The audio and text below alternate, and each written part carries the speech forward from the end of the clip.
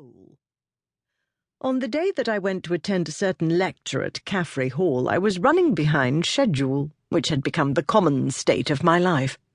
Indeed, the only reason I did not miss it entirely was because I had purchased a clock of phenomenal ugliness, whose sole virtue, most would call it a flaw, was its intolerably loud chiming. This was the only force capable of rousing me from my haze of letter-writing, for our butler had recently joined the army, our housekeeper had left us to care for her elderly mother, and I was not yet on good enough terms with their replacements to rely on them to evict me from my study by force. But they had the carriage waiting when I came flying down the stairs, and in short order I was on my way to Caffrey Hall. At the time I was grateful, because I would have been sorely disappointed to miss the lecture.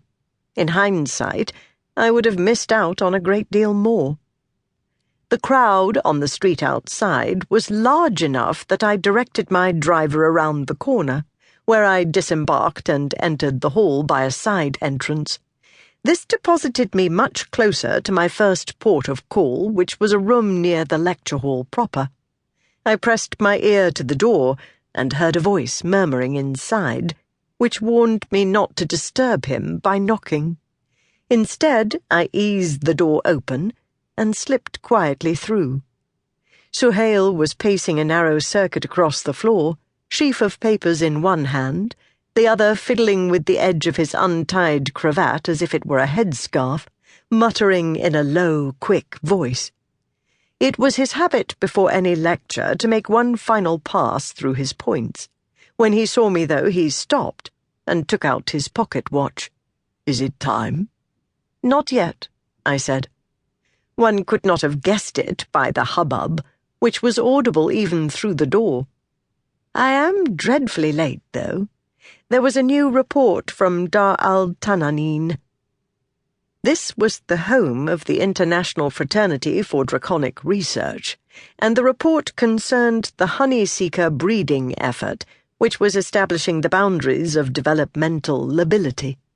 Tom Wilker and I had discovered that principle quite by accident during our time there, while trying to determine how much environmental variation a draconic egg could endure without aborting or producing a defective organism. Further research had confirmed that the issue was not so much defectiveness as mutation, which, when successful, adapted the resulting creature to its expected environment. Of course, the theory was not yet widely accepted. No such theory ever is. It has taken an astonishingly long time for the concept of germs to catch on, even though it has the benefit of saving lives. I cannot claim any such grand result for my own theory. But slowly, one generation of honey-seekers at a time, the fraternity's work was laying a foundation even the most skeptical of critics could not assail. Suhail's expression lightened into a smile. "I would say I am surprised, but it would be a lie. They have a new idea for how to encourage the growth of larger honey-seekers. I had to read it and see if I could offer any suggestions. Speaking of which, is there anything you need before you throw yourself to the wolves?" He turned to lay the papers he held in a leather folder, lest his hand render them sweaty and crumpled. "I think it is beyond even your tremendous capabilities to produce a second cataract stone for me, which is what I most truly need." A second such artifact might exist, but we had been lucky even to find the first, and could not count upon a repeat of that good fortune. The cataract stone, which I had stumbled across in the jungles of Moulin, was that most precious gift to linguists, a bilingual text. Its upper half was written in the indecipherable Draconian script, and its lower half in the much more decipherable Ngaru.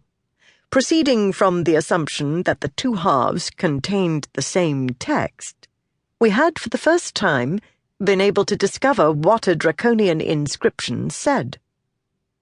Being not a linguist myself, I had in my naivete assumed that would be enough. But with the door thus